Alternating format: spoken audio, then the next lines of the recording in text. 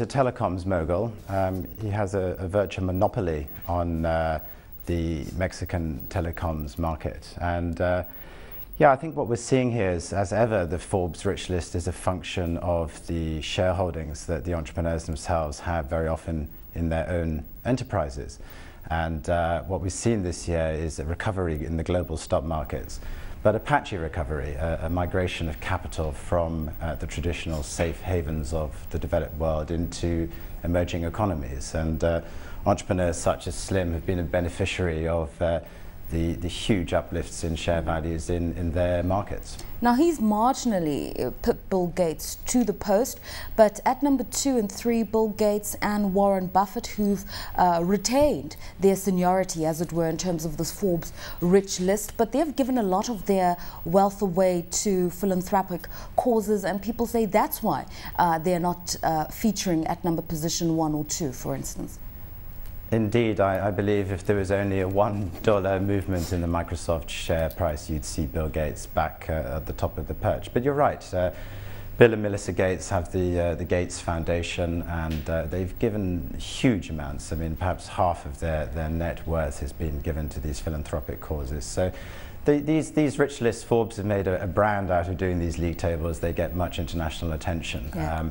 But in essence, yes, the reason for Gates' fall is actually his donations. Yeah, they give us a lot of reason to feel like underachievers, some of us. Now, in 4th position is Mukesh Ambani of the Reliance Empire. Just talk to us about what's happening in terms of the sea change with India producing a lot of members of this rich list. What is it about the country and the spirit of entrepreneurship? Yeah, well, one thing you must understand about India is just the size of the market. When a giant of that size, and indeed China's another example, a larger example, wakes, the potential of that market is absolutely enormous. I think there's something like 1.2 billion people in India. So if you own a consolidated enterprise, a diversified enterprise, as he does, you're tapping into a scope of market that is simply beyond most of our comprehension. You've got a growing middle class there, eager to spend, needing the commodities, needing the services that his empire provides, and so riding that growth curve, if you will. Okay, now China contributed 89 billionaires on this rich list, China and Hong Kong.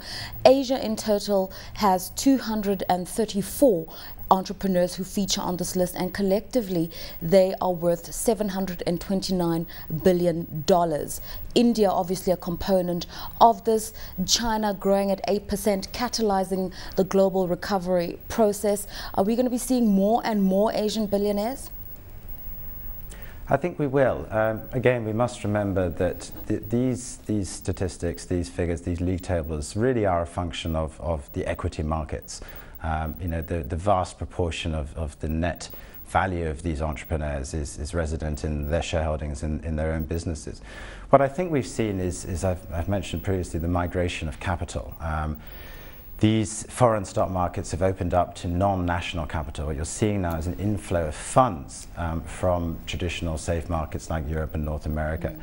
And as such, the values of the shares in which these guys are the major shareholders has doubled, tripled in some instances.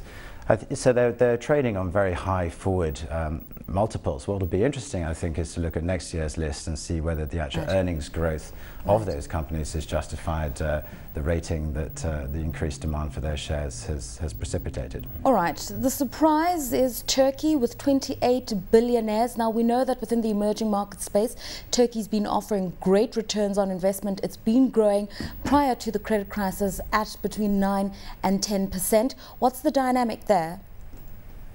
Yeah, I think the Turkish stock market actually doubled during 2009. I think it's the second fastest riser in global equity markets after Argentina.